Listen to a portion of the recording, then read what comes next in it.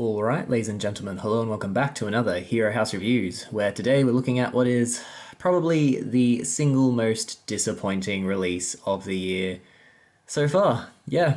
Now, Dracula from Castlevania, obviously, this is the Diamond Select figure, was very hyped for this figure. As you know, I quite enjoyed the first wave. It had its flaws, but I thought it was the start of something good. They came with tons of accessories, decent articulation, some really nice sculpts and paintwork. Few issues with, quality control with the hands, but it was the start of something good. Or at least that's what I thought. Now we've got Wave 2, which was delayed due to the whole coronavirus thing, and they didn't really release much promo images letting us know that much about them. And having got Dracula, the one I was most excited for, in hand, it's easy to see why. They come with far less accessories, and they are much less articulated, and there's just several paint issues, some of which are quite severe. I mean, I've got the good head, or the head that's not defective on this Dracula, but in terms of his calm head, as I'll show you in the pictures, he's just not got an eye. It hasn't been painted in, he's missing an eye, which is incredibly glaring oversight, especially considering how reduced these figures are in terms of accessories. And the accessories they do come with don't make any fucking sense. Why does Dracula come with a candelabra? It's cool, it looks cool, it'll go great in some displays, but how is that more relevant to the character than, say, I don't know, the energy ball he tosses at Alucard and the rest? He's not doing any magic. He doesn't come with fist hands. When he's fighting, he's making fists, but this Dracula can't do that. In fact, he can't do much of anything in terms of movement. So let's get him in. Really nice sculpt, to a point. So, looks good, and the cape is magnificent. And can I get this up to the face? Yeah. So, decent looking enough, but that's basically where the positives end. So, he can only move this arm. He's got a double jointed elbow, which is better than what the first wave came with, but it's mostly hampered by this thing, which has swivel, and then you have wrist swivel, but you have no bicep swivel. You've got some swivel here, diaphragm joint, but not much of one.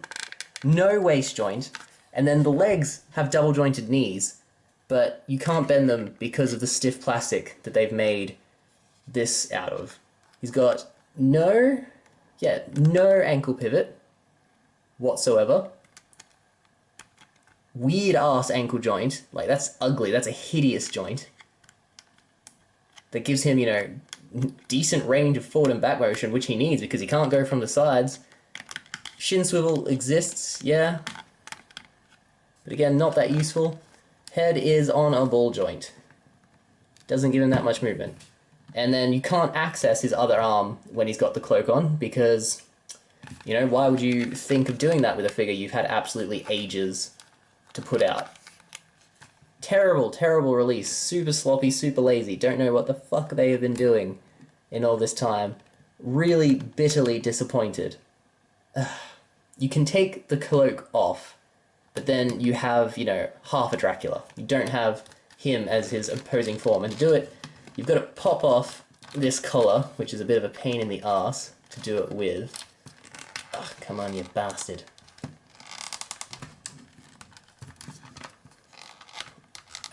Okay, no, it's not coming. I'll have to do it for the photos. But basically, you get the gist of, I can't really show you anything in this review because he doesn't come with enough accessories to really show him off, and he doesn't move well. He looks imposing enough standing there on his lonesome, and then even the terms of the scale. So I'm glad they did make Dracula tall.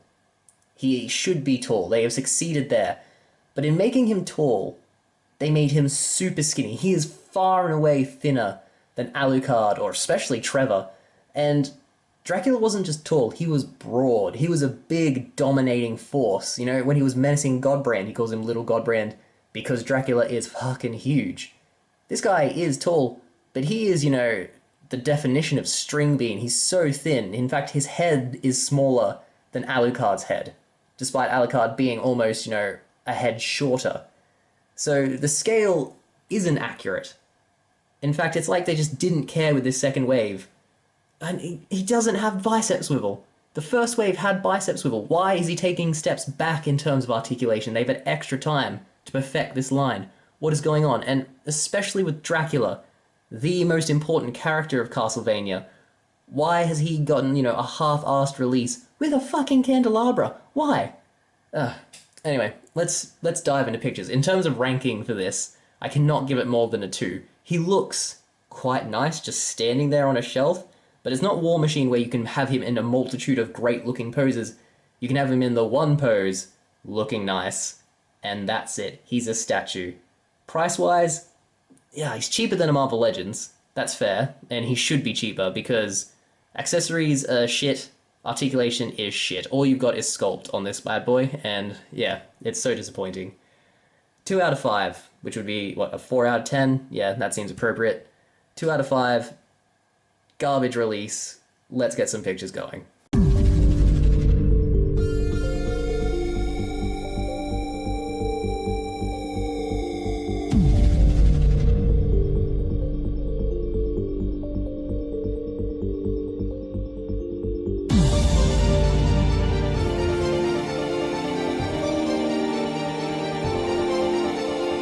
And there you have it, folks. Diamond Select, Castlevania Dracula.